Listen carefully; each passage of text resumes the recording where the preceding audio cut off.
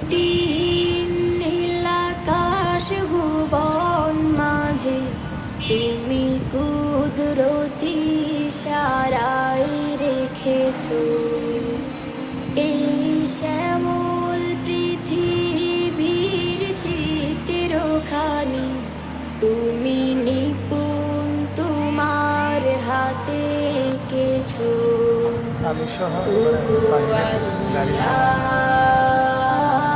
শুকর তোমার আমার যে মুসলিম করেছো। ওগো আল্লাহ